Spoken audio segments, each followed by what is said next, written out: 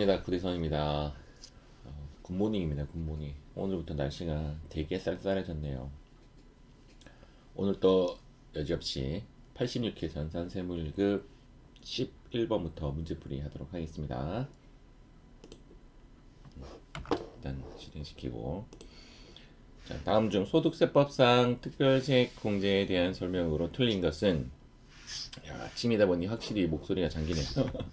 자, 특별세액 공제. 특별세액 공제가 뭐냐면 보의교기죠. 보의교기. 보험료, 보장성 보험료, 의료비, 교육비, 기부금. 얘네들이 특별세액 공제가 됩니다. 보험료 세액 공제는 장애인 전용 보장성 보험료에 대한 연간 지출액 100만 원. 장애인 전용 보장성 보험은 우리 일반 보장성 보험에 추가로 더 해주는 것이고 100만 원 한도로 15%까지 공제를 해주고 있습니다. 맞는 말.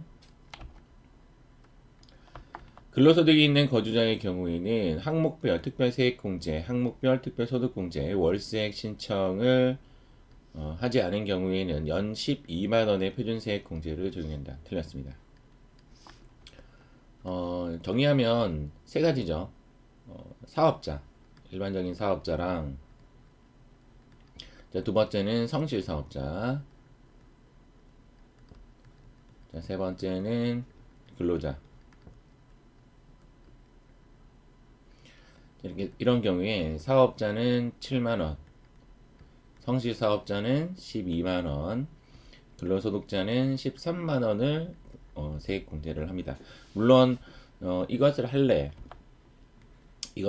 아니면 얘네들의 합계액을 할래 라는 것은 선택이죠.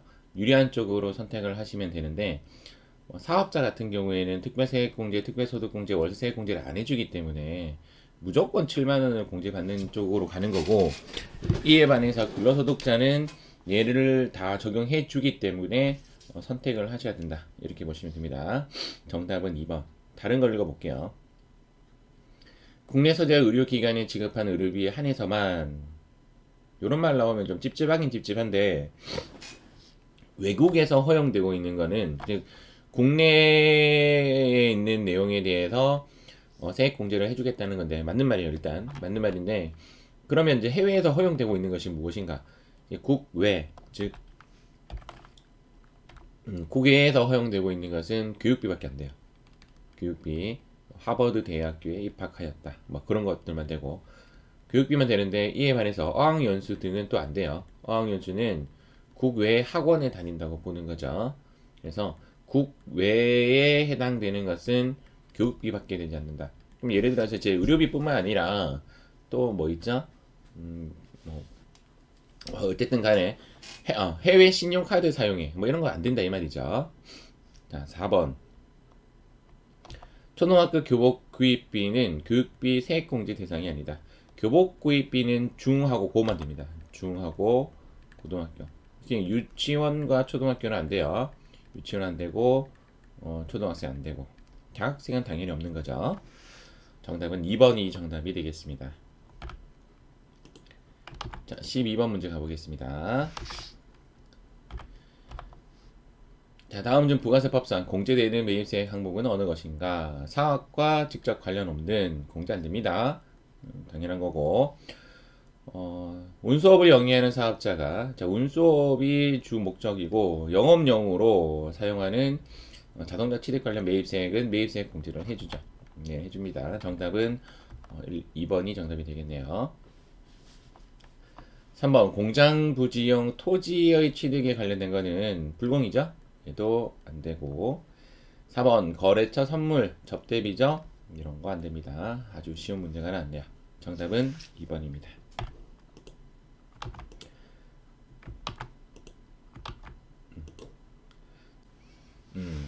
자, 13번 한번 해볼게요. 자, 다음 중 소득세법상 서와 골동품의 양도로 발생하는 소득에 대한 설명으로 틀린 것은, 일단 서와 골동품 잘 안 나오죠. 서와 골동품 잘 안 나오는데, 검색 한번 해보죠. 검색 한번 해보고, 뭐 읽어보면 금방, 어려운 문제가 아니니까 사화 양도라고 검색을 하고 네이버에 검색을 했더니 지식인의 뭐 이런 글이 있습니다. 국민신문고라는 파트너, 지식 파트너의 답변인데 내용을 한번 읽어보면 이렇게 되네요. 2013년도부터 비거주자인, 화면을 좀 키워보도록 하겠습니다. 2013년도부터 비거주자인 거주자가 개당 점당, 한 개당이죠. 한 개당 6천만 원을 일단 넘어야 과세를 하겠다. 일단 여기 첫 번째 조건이고, 요거는 일단 보지 마시고요. 요거는 보지 말고, 그 다음, 일단 여기 첫 번째 요거 여러분들이 좀 기억을 해야 되는 한 개당 6천만 원이 넘는 거에 대해서 과세를 하겠다라는 내용이고, 여러분들도 이거 검색해 보시면 나와요. 자, 그 다음 여기 보면 골동품은 제작 후 몇 년이 지나야 되냐면 100년이 넘은 것에 한해서 한정을 하겠다. 100년이 넘어야 되는 거예요. 일단 두 번째는. 세 번째는 조각은 포함하지 않습니다. 조각은 포함하지 않고. 네 번째, 과세 대상에서 제외되는 사람은 여기 보면 양도일 현재 생존해 있는 국내 원작자는 과세를 하지 않겠다. 뭐 이런 의지가 있고, 자, 그다음 여기는 별로고, 기타 소득세 과세 방법. 얘는 일단은 양도가액의 10년 이상 보유하면 90%를 적용한 후 필요 경비가 인정되는 부분이죠. 거기에 20%를 원천 징수한다. 그러니까 80%에 해당되는 사람은 결론적으로는 4%를 20%에 20%니까 4%를 과세하겠다는 뜻이고 원천 징수하겠다는 뜻이고 90%를 적용하는 10년 이상 보유한 서화 골동품에 대해서는 10%에 20%니까 20%를 원천 징수하겠다. 뭐 이런 이야기죠. 앞에 있는 4%와 2%는 이런 내용이에요.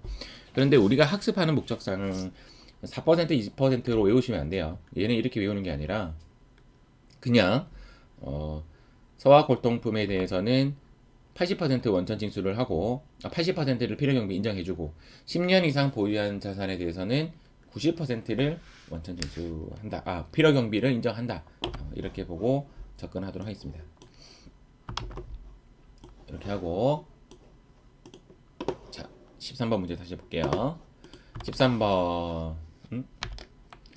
서화 골동품의 양도로 발생하는 소득에 대한 설명으로 틀린 것은 당해 과세 기간에 좀 꺼졌네요. 잠시만. 당해 과세 기간에 양도한 서화 골동품의 양도가액의 합계가 이게 틀렸습니다. 양도가액의 합계가 아니라 점당이래죠. 점당. 한 개당 6천만 원이 넘어야 그때 과세합니다. 틀린 것은 1번입니다. 2번 100년이 넘은 것에 한한다. 맞는 말이고 세 번째 이 말은 나중에 보고 양도일 현재 생존해 있는 국내 원작자의 작품은 제외한다. 이것도 맞는 말이죠. 3번은 읽어보면 당연해요. 서화 골동품을 박물관에 증여한 거죠. 박물관이나 미술관에 양도하는데 요거에 대해서 과세를 한다면 어느 누구가 박물관이나 미술관에 기증하겠습니까? 이거는 뭐 당연한 겁니다. 읽어보면 어디 구소탱이에 있는 말이겠죠. 정답은 1번입니다. 자, 14번 문제. 법인세법상 업무용 승용차에 대한 설명으로 틀린 것은 해당 법인은 제조업이 주업이고 업무 전용 자동차 보험에 가입했고 사업연도는 2019년이다. 자, 법인세법에서는 만약에 2019년 1월 1일에 업무용 승용차를 취득했다라고 하면 정액법으로 5년간 무조건 하는 강제 상각을 하여야 한다. 자, 이것을 우리는 신고 조정 사항이라고 하죠. 2019년 1월 1일 업무용 승용차는 2016년도 이후로부터는 과세를 하고 있습니다. 자, 다음 업무 사용 비율이 100%인 경우에는 해당 업무용 승용차의 감가상각비가 1,000만 원인 경우에도 한도 초과액은 없다. 틀렸습니다. 감가상각 한도액이 있죠. 800만 원으로 딱 한정을 지어놨습니다. 그래서 처음에는 업무 사용 비율이 먼저 세무조정 1차가 일어나고 1차 세무조정이 일어난 후 남은 금액 중에서 또 800만 원 초과 부분에 대해서는 송금불산이 유보시키죠. 처음에는 업무 사용 비율로 이제 송금불산이 뭐 상여나 주주라고 하면 배당이나 뭐 이런 식으로 1차 세무조정이 일어나고, 두 번째 감가상각비가 그럼에도 불구하고 800만 원 넘었다면 두 번째 세무조정은 송금불산입 유보 이렇게 처리를 하죠. 그래서 우리가 세무조정이 얘가 먼저 일어나고 업무 사용 비율에 대해서 어, 그 세무조정이 먼저 일어나고 두 번째가 감가상각비로 세무조정이 일어납니다. 정답은 2번. 업무용 승용차에 관련된 것이 요즘 스물스물스물 잘 올라오고 있습니다. 그래서 업무용 승용차에 대해서는 조금 꼼꼼하게 공부를 할 필요가 있다. 이렇게 보시면 됩니다. 해당 사업연도에 운행 기록을 작성하지 않더라도 업무용 승용차 관련 비용이 1,000만 원, 지금은 법이 바뀌었죠. 1,500만 원으로 바뀌었습니다. 상향 조정이 되었고, 일단 이때는 1,000만 원이 이하인 경우에는 업무 사용 비율이 100% 인정한다. 맞는 말이죠. 1,500만 원이 기준이라 해도 맞는 말이고, 1,000만 원 기준이라 해도 얘는 100% 인정을 한다.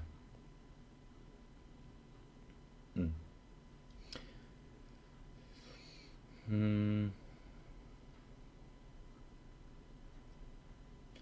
근데 조금 의심스러운 게, 운행 기록을 작성하지 않는다고 해서 무조건 또 업무 사용 100% 인정하는 것도 좀 틀린 말인데, 맞죠?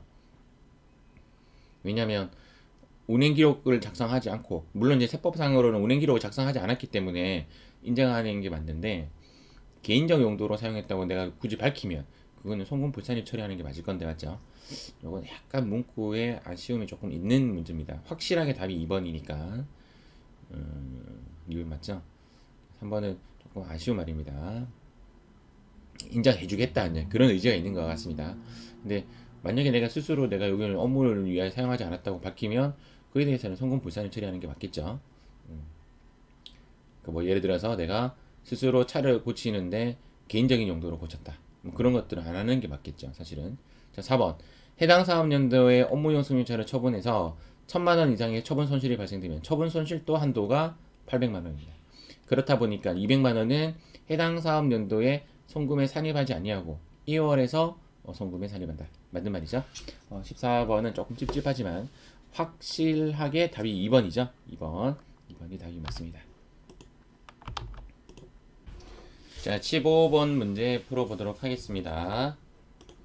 자, 다음 중 부가세법상 과세 대상 거래에 해당하는 것은, 우리가 이런 학습할 때 이렇게 나누어서 하죠. 자, 첫 번째는 이렇게 과세 거래. 과세 거래 안에, 과세 거래는 이제 여러 가지가 있지만 과세 거래 안에 또 속하는 그 집합군을 굳이 이야기한다면 간주 공급이라는 것이 있고, 그 다음 과세 거래가 아닌 것은 이런 거 나오죠. 과세 거래가 아닌 것은, 과세 거래가 아닌 것은 이라는 부분이 실제적으로는 잘 안 나오는 부분이죠. 근데 요번에 이렇게 시험에 나왔어요. 이렇게 구분 한번 해보도록 하겠습니다. 아닌 것은까지, 아닌 것. 그러면 과세 거래인 것은 여러 가지가 있지만 간주 공급만 본다면, 간주 공급을 외울 때는 자면, 비판, 그 다음 계사패 이렇게 외웁니다. 얘는 뭐냐면 자가 공급, 개인적 공급, 사업상 증여, 폐 없이 잔존재화 이렇게 학습을 하고, 그 다음 면세사업 전용, 비사업용 소형승용차, 판매 목적, 타사업장 반출. 자가 공급에는 이렇게 세 가지로 또 구분이 되고, 크게는 네 가지를 간주 공급으로서 과세 거래로 본다. 즉 부가가치세 과세 거래에 해당하는 거래다. 이렇게 보시면 되고, 과세 거래가 아닌 것은 어떻게 이럴 때는 담사, 조공, 국수 이렇게 외우죠. 얘는 뭐냐면 담보의 제공, 사업상 증여. 얘는 사업의 포괄 양수도. 사업상 증여는 얘죠. 이 사자랑 이 사자랑 헷갈렸어.